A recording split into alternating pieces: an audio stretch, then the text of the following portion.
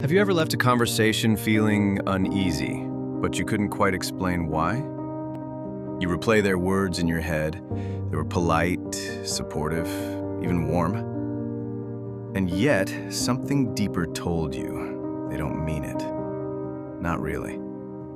There's a quiet truth Carl Jung understood well. People rarely say what they feel, but they always show it. Not in words, but in tone, in what they avoid, in what they laugh at, and in how your presence shifts the atmosphere, even just slightly. Today, we're not just going to look at the obvious red flags. We're going to uncover the 25 subtle signs someone secretly resents you, envies you, or feels threatened by you. They may not even be aware of it themselves, but their unconscious knows, and it always leaks. 1. Their compliments feel hollow, and they always come with a twist. They'll say something nice about you, but only after a delay, or with a tone that doesn't match the words. Sometimes they'll even include a little jab at the end, hidden behind a smile. "You're looking great," for someone who's always tired. "Wow, I didn't expect you to be so articulate." Jung called this the split between persona and shadow. When someone doesn't fully accept their own envy or insecurity, it leaks out in disguised forms, like praise laced with poison. They laugh, but their eyes don't. Genuine joy reaches the eyes, you can feel it. But when someone resents you, their laughter becomes a mask. They'll chuckle, smirk, maybe even join the joke, but the expression is cold, sharp, or delayed. It's the kind of laughter that leaves you colder, not warmer.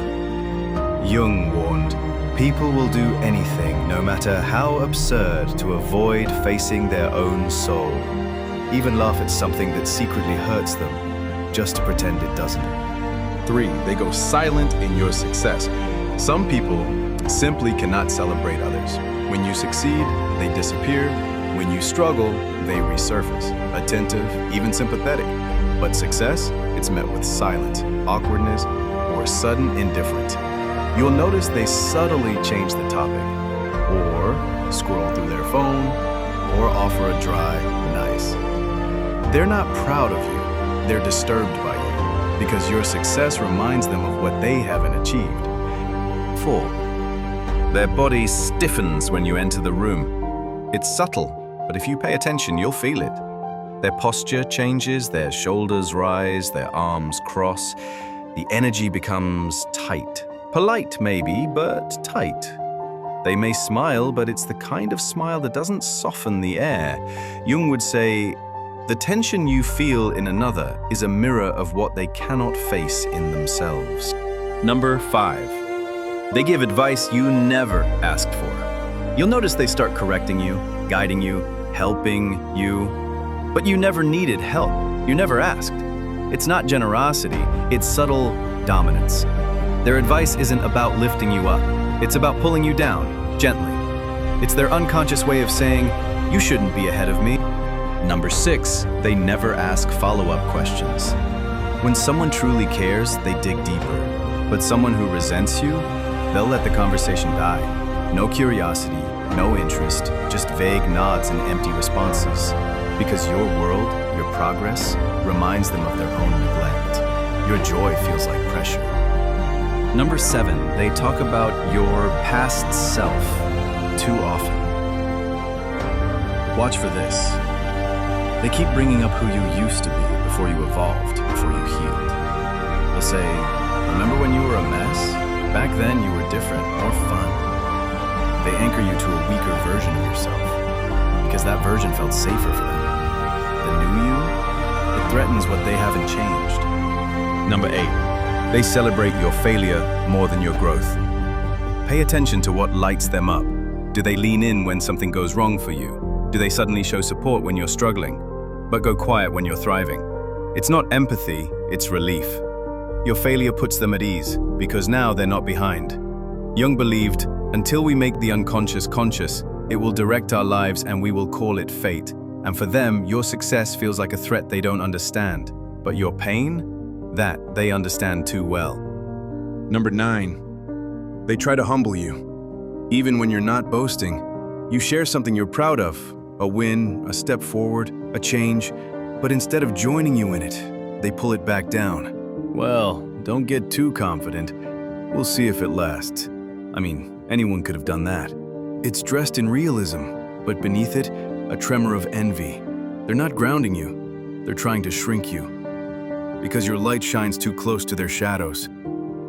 10. The jokes keep circling the same wound. They'll joke about your flaws again and again. At first, it's funny. Then it's familiar.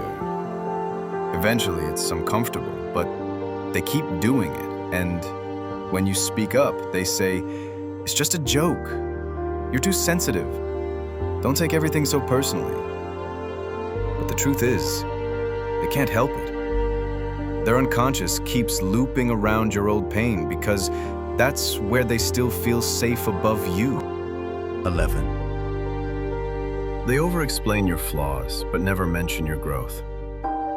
Notice how often they bring up your mistakes, not to mock you, but to remind you. They'll tell stories where you were wrong, confused, or failing. And they'll speak as if they're just being honest, but ask yourself, when was the last time they acknowledged who you've become? Jung taught people will remember your failures if it helps them forget their own. And for some, your past isn't a memory. It's a tool they use to keep you small. 12. Their tone says more than their words. They agree with you, but flatly. They congratulate you, but with a sigh. They say the right thing, but the music is off. Their unconscious doesn't know how to lie, so while their language plays friendly, their tone, their pace, their body is screaming something else. If you feel that dissonance, trust it. The body always tells the truth first. 13. They play the victim. When you succeed, you achieve something important. Instead of celebrating you, they suddenly bring up how they're struggling. It must be nice. I wish I had those chances. Things just don't work out for me like that. Your progress becomes their stage. Not because they want to hurt you, but because your win awakens their wound. It's not malice. It's pain dressed as deflection. 14. They observe you more than they connect with you. You feel it. They're always watching, not in admiration, but in calculation. They notice what you wear, who you're talking to. They remember your mistakes, your patterns, your tendencies, but they rarely offer vulnerability. They're not sharing, they're studying. Jung said, what you observe in others, you strengthen in yourself, whether love or resentment. If someone watches you like a mirror, it's often because they've lost sight of their own reflection. 15. They tease you about your deepest values. Pay attention to what they make fun of. If you care about health, they mock your clean eating. If you care about honesty, they joke about your morals. If you care about art, they roll their eyes at your passion projects. It's not lighthearted. They're teasing the part of you they've given up on in themselves. 16. They mimic your words, but drain them of meaning. You'll hear them start using your phrases, talking about growth, boundaries, healing. But when they say it, it feels empty. They're not using those words to understand. They're using them to stay close to your language without living the truth behind it. This is how envy survives without exposure. It mimics authenticity while avoiding transformation. 17. They disappear when you change. You didn't fight. You didn't betray them. You just evolved, grew, shifted. And without warning, they drifted away. No explanation, just silence. Because your transformation silently reminded them of everything they haven't touched in themselves. And some people would rather lose the friendship than face the mirror your growth held up to them. 18. They challenge your boundaries, just to see if you'll break. When you set a boundary, they act confused. Or they push just a little bit past it. I thought we were close. It's not that big of a deal. You're so sensitive lately. They're not confused. They're testing.